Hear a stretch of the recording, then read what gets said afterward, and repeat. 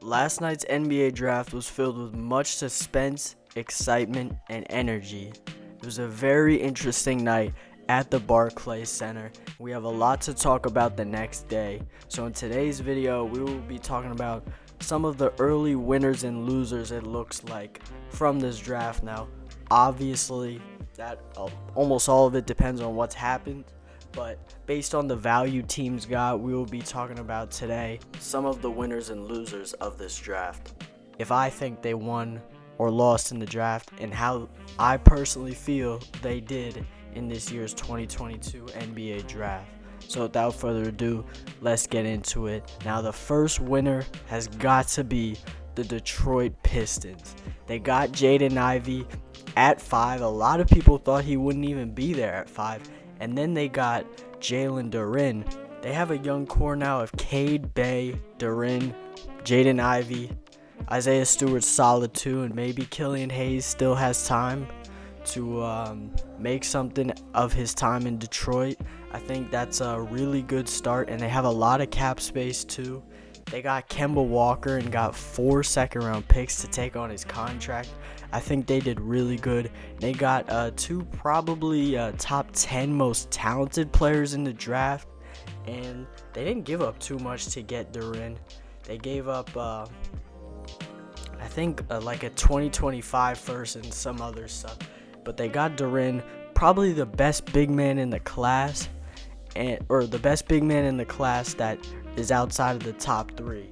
And I think he'll fit really nice with Cade Cunningham. And I'd probably want to add one more shooter to that lineup, but Cade and Ivy is going to be so fun to watch. And they got 2 really talented young players who still have lots of room to grow. And I really like what the Detroit Pistons did next year. And it's going to be interesting to see if they can maybe actually win some games and be competitive in a play-in spot next year. Or they might still be a year away. Now, with the mention of Jalen Duren, I think that brings up our first loser of the night. And I think that is the Charlotte Hornets, who picked Duren originally and then traded him, and then 2 picks later picked Mark Williams and had 2 first-round picks. And I would have really liked to see them end up with Duren and a guy like AJ Griffin maybe to put a shooter around LaMelo Ball and a really good big man for the future.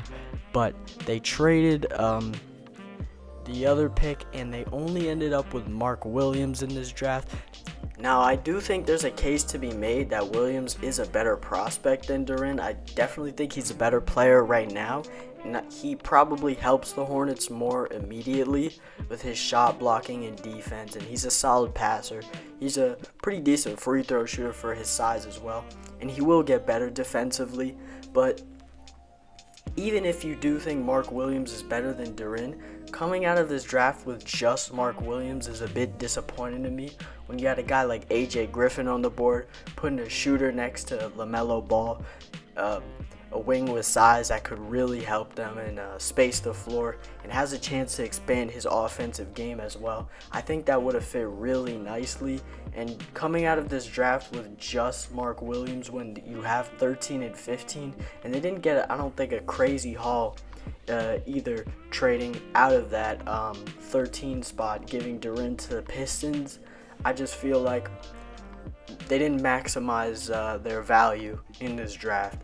And they're not a huge loser, but I do think they did not maximize their value in this draft.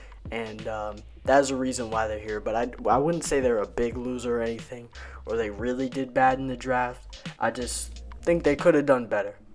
Now, on the topic of AJ Griffin, who I believe the Hornets, I think they should have taken him. He leads me to my next winner of this draft, the Atlanta Hawks. Getting him there was really good value, and they need another wing shooter. Kevin Huerter might be on the way out. A guy like John Collins might be on the way out. I'd probably expect DeAndre Hunter to stay at least one more year, but you can never have enough of those. And I think the Hawks did a good job getting him. My next winner is the team that picked right after them, the Houston Rockets. They got Tari Eason, as well as getting Jabari Smith Jr. at 3, and not a lot of people thought he was going to be there. He seemed like a top 2 lock most of this draft process, and they got him. They got Tari Eason at 17, which I think was really good value. He's a really good wing defender, and he's got some offensive game as well. And Ty Washington at 29. Now, Ty, at the start of the draft process, it seemed like he was a bit overrated, but now it seems like he's kind of underrated. I do definitely think Ty Washington has a chance to be a very solid quality guard in this league. Now, the next winner I have on this list is the OKC Thunder, who picked right before the Rockets and picked up Chet Holmgren with their first pick, and then pick up Ousmane Dieng, and then made the very next picked 11 and 12, got Ousmane Dieng, and then got Jalen Williams in a trade with the Knicks, who might be one of the losers of this draft. But they got Dieng and Jalen Williams, as well as Chet Holmgren, and they're starting to cash in their war chest of picks on some actual players. And I really like all 3 picks. I think Jalen Williams is going to be really solid, a really good 3-and-D wing who can handle the ball and create. I really like Chet Holmgren, especially on the defensive end. I think he fits well in OKC, and he has time to develop with the timeline they're on right now. And Ousmane Dieng is a project right now, but his ball handling and shooting potential is really high. And overall, OKC got 3 good players, all with high ceilings, with their 3 lottery picks they were able to acquire. So I feel they had a good night. But one of the teams they made a trade with, the New York Knicks, not so much. Now, they had the 11th pick, traded that to the Thunder for multiple first-round picks in the future, but did not get the Thunder's 12th pick. And then got Jalen Duren to traded him to Detroit, and traded 4 second-round picks to get off Kemba Walker's $9 million. And that was for cap room for their chase of Jalen Brunson as a free agent. And I think Brunson's good, but they're just so many resources are going to him. They hired his dad, and if this plan doesn't work, if they miss out on Brunson, it's going to be a really disappointing offseason for them, because that's been their main goal this whole time. And I just don't love the approach. They could have used another lottery talent on their team, and I think they should have made that 11th pick. But I do like the Trevor Keels pick at 42 for my Knicks.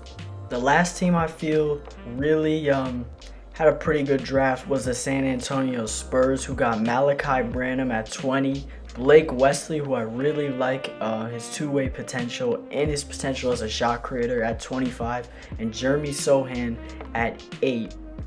I believe, or 9. I think it was 9 actually, at 9, and he's a very switchable defender, big forward that can guard multiple positions, pass the ball, can shoot a little bit, but it isn't a great shooter, but will take open threes, and I think he shot around 30%, but he's going to be really good on defense, and the Spurs will develop him very well. Malachi Branham, I didn't love as a prospect, but at 20, I think that's good value. He's just 18, and he has potential to be a really good 3-level scorer and a good defender at the next level, and could give the Spurs some needed shot making, as well as Blake Wesley could, and he also has upside as a defender. All 3 of these guys have tremendous upside on defense, and the Spurs clearly prioritize that. And they added to an already good young core with Devin Vassell, DeJounte Murray, Josh Primo, among others. And it seems like they're really starting to build something with that collection of picks they have acquired. And overall, just wanted to get a quick video out. And with some of my winners and losers of the draft, I think the real winners were the Pistons, Thunder. I think the Rockets had a really good draft, and the Spurs, as I said. The teams that had a lot of picks, I feel like, used them well. And the Knicks and the Hornets did not do great, as well as the Sacramento Kings, I feel. Now, the Keegan Murray pick, we haven't talked about this yet.